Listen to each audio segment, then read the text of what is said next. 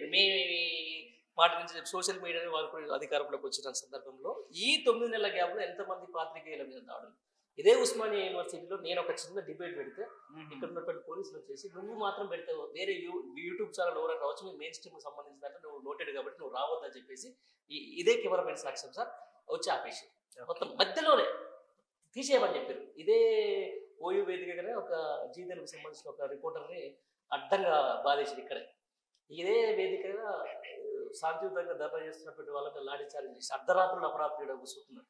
ఇవన్నీ జరుగుతున్నప్పుడు సార్ అసలు ఎట్లా చూస్తారు ఈ 9 నెలల ఖచ్చితంగా 9 నెలల ఈ పరిపాలన కాంగ్రెస్ పరిపాలన ఎట్లా చూస్తారు చెప్పండి? భావ ప్రకటన స్వేచ్ఛ అనేది ఏ ప్రభుత్వం ఉన్నా కూడా ఎవరైనా మనకు రాజ్యాంగం ఇచ్చింది. ఈ ప్రభుత్వాలు ఇవ్వలేదు. భారత రాజ్యాంగం మనకు కల్పించింది భావ ప్రకటన స్వేచ్ఛ.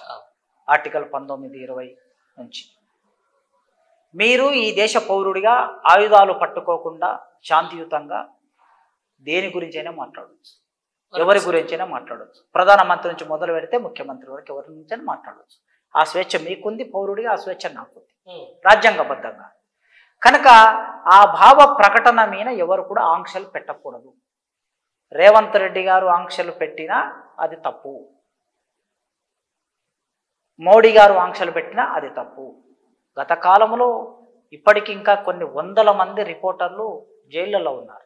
లక్నో, పంజాబు, ఢిల్లీ, దేశవ్యాప్తంగా పేరెన్నిక కలిగిన జర్నలిస్టు జైల్లో ఉన్నారు. ఈపీడబ్ల్యూకు ఎడిటర్గా పనిచేసినటువంటి గౌతమ్ నవల్కా లాంటి ఆయనను అర్బన్ నక్సలైట్ అని చెప్పేసి జైల్లో పడేశారు. ఓకే, ఇక్కడ కూడా మనం చూసాం తెలంగాణ రాష్ట్రంలో చాలామంది యూట్యూబ్లు పెట్టుకున్నటువంటి వాళ్ళు ఎందరో జైళ్ళకి వెళ్ళారు, మళ్ళీ బయటకు వచ్చారు. ప్రజాప్రతినిధులు కూడా పోయారు. అందుకోసము మనము భావ ప్రకటన స్వేచ్ఛను రక్షించడానికి ముక్త కంఠంతో ఏకం కావాలి. ఎవరైనా ప్రజాస్వామ్యంలో అదొక్కటే ముఖ్యం.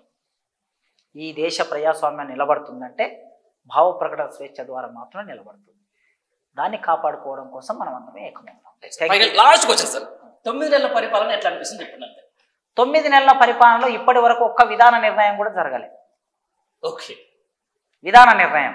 ఓకే, ఇంకా అంటే ప్రజల మీద ప్రభావం వేసే ఒక విధాన నిర్ణయం. నేను వెయిట్ చేస్తున్నా విద్యారంగం మీద. నేను విద్యారంగానికి సంబంధించిన వాడిని కనుక విద్యారంగం మీద ఏదైనా ఒక నిర్ణయం తీసుకుంటారేమో, ఏదైనా లాభం జరుగుతుందేమో అని ఎదురు చూస్తున్నా.